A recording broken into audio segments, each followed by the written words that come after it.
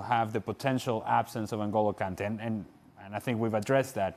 But I think the absence of Ruben Loftus-Cheek also makes a difference for this team.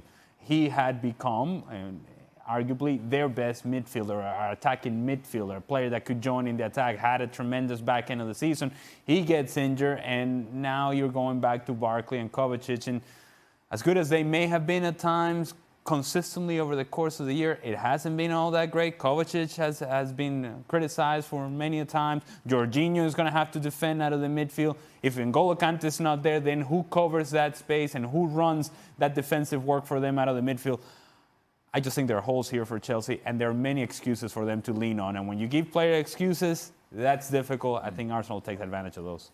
We'll have all the reaction to tomorrow's Europa League final on tomorrow's show. ESPN FC Studios for this Tuesday edition of the show. Brian McBride, Alejandro Moreno, Sebastian Salazar here in studio. Guys, we are truly spanning the globe today, though. We've got our team of guys who have already made it to Madrid. Gabriel Marcotti, Dan Thomas, and Stuart Robson. Gab's somewhere wandering in the background. Oh, great. There. We will talk plenty about the Champions League in just a little bit, but I think first we should address the virus. What do we make of this? Something or nothing? The Saturday part of it, maybe something. Maybe something. The other stuff, you see that in training, I wouldn't say every day, but it's very common. And it's very common that in preparation for a game, somebody comes in with a late challenge, somebody takes offense to it, and maybe there's some pushing and shoving, ends up in nothing, you end up continuing the training session. The difference here is that the training session did not continue because then Sarri stormed off, and that sort of changed everything. And I think that's what makes this somewhat of a deal. What do you think? Yeah, player-wise, I don't think that's much. I'm sure Luis probably got a piece of Higuain during that little game, and Higuain wanted to give a little back. Of course, it was a little late.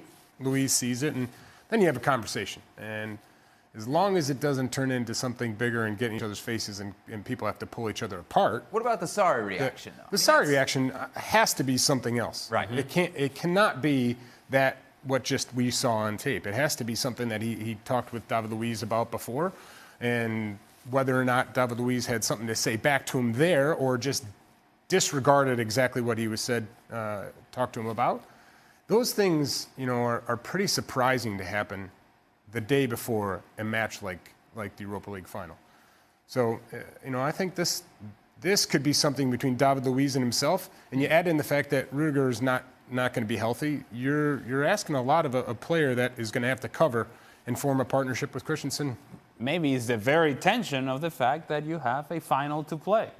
And while the players may be a little bit on edge, maybe Sarri himself is on edge because of not only what has been the conversation surrounding Sarri throughout the course of the season, but also the fact that there are rumors of Sarri maybe going to Juventus. And now people are addressing those things. And you have to prepare for a match. You have the press conference. You have Juventus conversation. You have N'Golo Kante injured. There's a whole lot of things going on that doesn't seem to be going Sarri's way.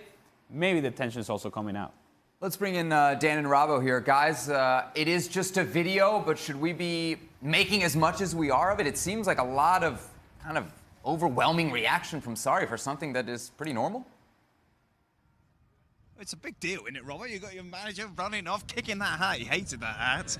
Yeah. This is not the preparation that you want going into a game, surely. Well, I think there's something in this for Sarri. Remember a little while ago he said he wasn't sure how to motivate these players. And now, just before a final, a couple of players are having an argument. He then does a chat with David Luiz. He obviously didn't like what David Luiz was saying. I think there's something in this. Sarri looks as though Sarri wants to maybe going elsewhere. He hasn't always had the fans on his side. This is his big moment. They've had a good end to the season. This is Sarri's moment, and now he's thinking that one or two of the players still aren't motivated enough, still aren't doing the things that he's asking them to do. So that's a major problem. But how can he think that acting like this is going to galvanise the changing room and get them prepared for what is a massive game? Well, he's an emotion sort of character, isn't he? He's not somebody that always thinks before he acts. That's the way he manages. And he's had a reaction, he's walked off the field, he's kicked his hat 2 or 3 times, thrown it on the floor, gone off training. I think the training session had probably finished by that stage anyway, and he was just going to let the other coaches take over the last warm down, that sort of thing. But it was a strange reaction from Sarri. Let's actually talk about tactically how he's going to approach this game, because as Ali mentioned before, maybe this is a little part of the frustration of Kante's 50-50. Of course, trained for half an hour today, didn't take part in the whole session. So in that sense, what do you do if Kante can't play? He's just going to play Barkley and Kovacic, I'd imagine.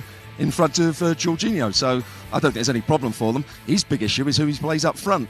I would always play Higuain before Giroud, but I don't think that's going to be the case. I think Giroud will start up front and Higuain will be on the bench. Maybe that was some of the frustration of Higuain in that training session. Who are the favourites for you, Robert, going into this game?